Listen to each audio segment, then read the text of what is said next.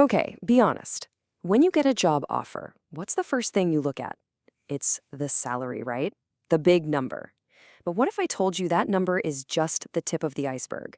Tucked away behind that offer letter is a whole set of invisible rights and protections, a legal safety net that's with you your entire career.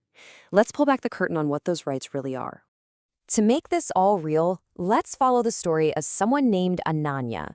She's just landed her first job, and just like most of us, she's focused on the excitement of it all.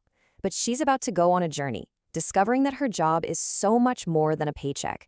It's a whole bundle of legally guaranteed rights, and we're going to uncover them right alongside her. So, where does Ananya's story begin? Well, where else? With her very first paycheck. She thinks it's pretty straightforward. You work, you get paid. But she's about to find out the law has a lot to say about how much, how, and crucially, when that money has to show up. The first thing she learns is that wage isn't just one concept, it's actually a three-tiered system. At the very bottom of the pyramid, you've got the minimum wage. This is the absolute legal floor, what you need for basic survival. A step up from that is the fair wage, which is a bit more nuanced. It considers things like how productive you are and what the industry standard is. And right at the top, the ultimate goal is the living wage, enough money to not just survive, but to actually live a decent life with some comfort. That's the ideal the Constitution pushes us toward. And here's the first huge thing Ananya discovers. That bottom layer, the minimum wage, it's not a suggestion. It's not optional. Thanks to the Code on Wages from 2019, it's a universal right for everyone. It doesn't matter if you're in a huge factory or a tiny startup, an office or a construction site. Your employer is legally bound to pay you at least the minimum. It is absolutely non-negotiable. So what about getting paid on time? The law is incredibly specific here. If you're paid monthly, like Ananya is, your salary has to be in your bank account by the 7th day of the next month. No ifs, ands, or buts. And get this, if you ever resign or are let go, your employer has just 2 working days to settle all your final dues. The days of chasing your own salary are, legally speaking, over. When Anya gets her first payslip, she sees a few deductions and starts to wonder, can they just take money out for anything? The answer is a firm no. There's a very specific list of legally permitted reasons, things like income tax, your PF contribution, or maybe an advance you took. But even then, there's a hard limit. The total deductions in any given month can never, ever be more than 50% of your total wages. And this isn't just about dry rules and regulations, It's about a core philosophy of justice. This powerful line from the Supreme Court, all the way back in 1955, says it all. Paying people starvation wages isn't just a bad business practice, it's an exploitation of poverty. It's fundamentally wrong. This idea is the moral bedrock for all our wage laws. So Anya's first lesson is powerful. Your paycheck is protected, from the amount right down to the deadline. All right, so Anya's a few years into her career now. The company she works for has a really great year, and there's a buzz in the air about a potential bonus. This is where she stumbles upon another right she had no idea was written into law. You see, back in the day, a bonus was basically seen as a gift, a little something extra your boss might give you out of the goodness of their heart. But that's not how the law sees it anymore. Now, we follow something called the deferred wage theory. This means the law considers a bonus to be your rightful share of the company's profits that you helped generate. It's not a gift, it's part of what you've earned, it's just paid later. So, how big is that share? Well, the law doesn't leave it to guesswork. It sets a very clear floor and a ceiling. If you remember nothing else about bonuses, remember these 2 numbers. First, 8.33%. That's the minimum bonus your employer has to pay you, even if the company didn't make a profit that year.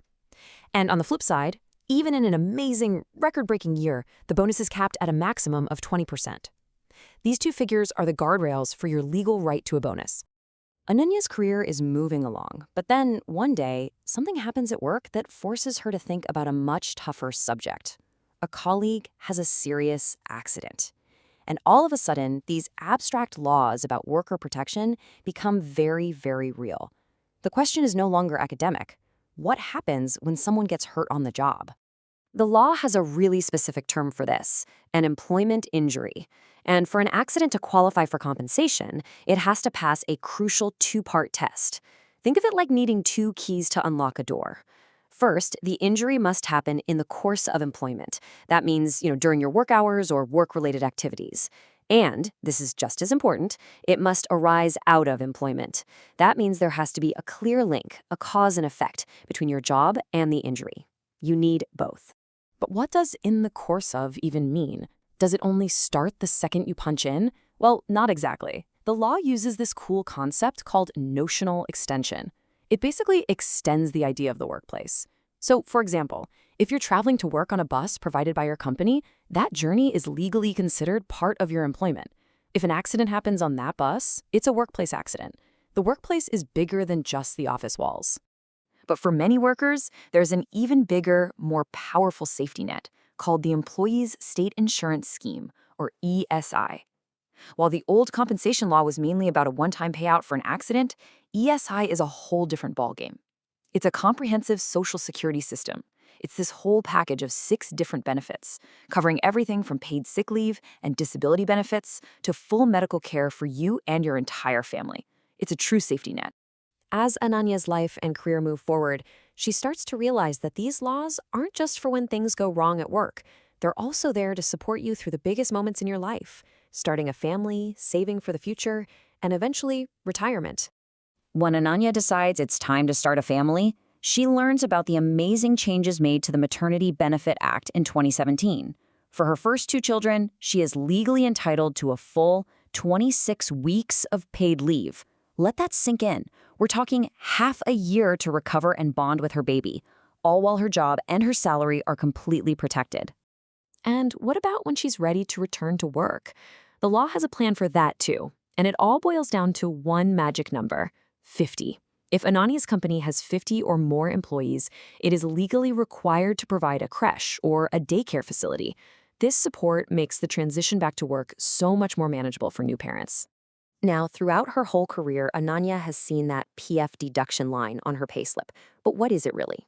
Well, it's her mandatory retirement savings plan, and it's pretty clever how it works. Her employer also contributes 12%, and that money gets split. The bigger chunk, 8.33%, goes into a pension scheme. That's what will give her a regular income after she retires. The smaller slice, 3.67%, goes into her Provident Fund, which is a big lump sum of savings she'll get when she stops working.